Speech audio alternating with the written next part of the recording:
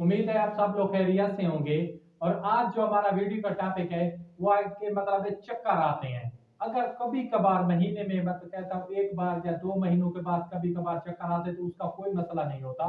अगर आपको एक दिन में 3 से 4 बार या एक मरतबा या हर हफ्ते चक्कर आते हैं तो ये मतलब प्रॉब्लम हो सकती है।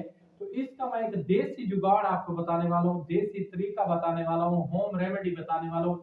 इंशाल्लाह इंशाल्लाह उनके जो चक्कर है बिल्कुल खत्म हो जाएंगे। आपने बहुत सारे मर्द और खवातीन देखे होंगे, चाहे वो बूढ़े हैं, बड़े हैं, बच्चे हैं, वो कहते हैं कि हम कोई काम कर रहे थे, अचानक हमें चक्कर आना शुरू हो गया या जिस्म पे पसीना आना शुरू हो जाता है, उल्टी होने लगती है, मतली होना शुरू हो जाती है, घबराहट होती है। और ज्यादातर उनके ना मतलब सर में बहुत ज्यादा चक्कर होते हैं, वो अपनी आंखें बंद करके बैठ जाते हैं। उनको ऐसा महसूस होता है कि मतलब उनके जिस्म में जो ताकत है, सकत है, वो खत्म हो चुकी है।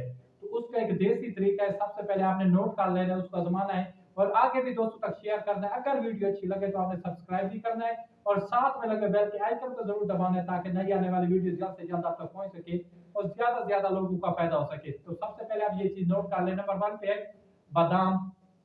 कितने होने चाहिए? 5 ग्राम बादाम होने चाहिए। इसके साथ सौंफ 5 ग्राम होने चाहिए।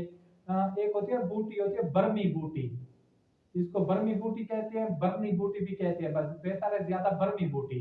आपने ये भी ले लेनी है 5 ग्राम। और इसके साथ आपने लेनी है कलवंजी। क्या चीज लेनी है? कलवंजी। हमने करना क्या कि इन चारों चीजों का आपने पाउडर बना लेना है, सफूफ बना लेना है इन चारों चीजों का। और अच्छी तरह इसको ना मतलब हमने रगड़ना है, ये पाउडर की शक्ल में आ जाएंगे।